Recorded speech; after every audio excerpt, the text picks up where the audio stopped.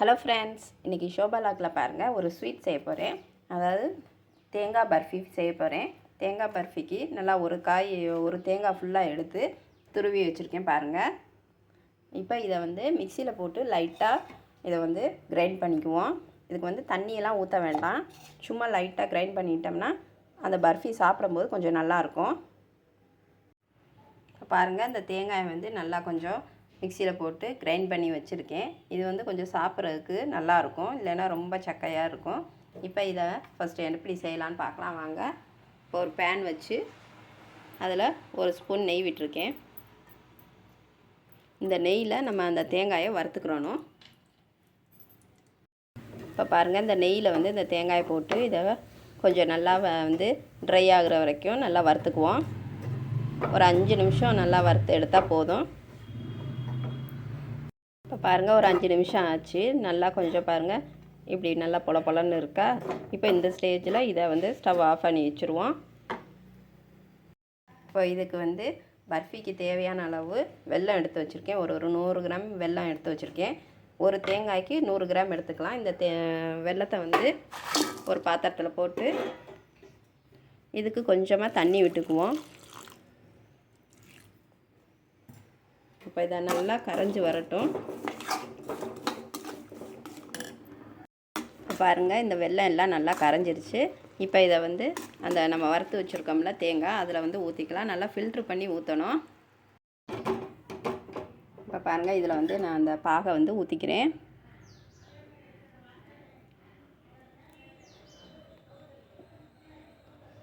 எல்லா பாகையுமே நல்லா ஃபில்ட்ரு பண்ணி இப்படி லைட்டாக ஊற்றிக்கிறணும்.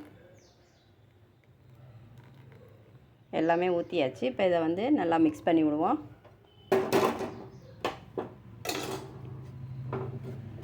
இது ஒரு 10 நிமிஷம் நல்லா அப்படியே மிக்ஸ் பண்ணிடணும். இந்த பாகு எல்லாம் நல்லா ஒன்றா சேர்ந்து நல்லா கொஞ்சம் கெட்டியாக வரணும். பாருங்கள், இப்போ தெரியுதா கொஞ்சம் இந்த பாகு தண்ணியாக இருக்குது. இது கொஞ்சம் நல்லா ட்ரை ஆகணும். ட்ரை ஆனதுக்கப்புறம் இதை ஸ்டவ் ஆஃப் பண்ணிவிட்டு இறக்கிடலாம். இன்னும் ஒரு 5 நிமிஷம் ஆகும். இப்போ பாருங்கள், இந்த தண்ணியெல்லாம் கொஞ்சம் ட்ரை ஆயிடுச்சு. இப்போ ஸ்டவ் ஆஃப் பண்ணிவிட்டு இறக்கிட்டு ஒரு பிளேட்டில் நெய் தடவி அது மேலே இதை அப்படியே கொட்டிடலாம். இந்த பிளேட்டில் நெய் தடவி வச்சுருக்கேன். இப்போ இதில் இதை அப்படியே எடுத்து கொட்டிடலாம்.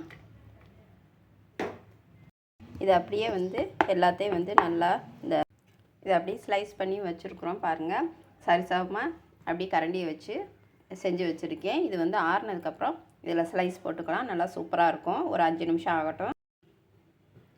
பாருங்கள், கொஞ்சம் ஆறிடுச்சு. இப்போ நல்லா ஸ்லைஸ் போட்டுக்கலாம்.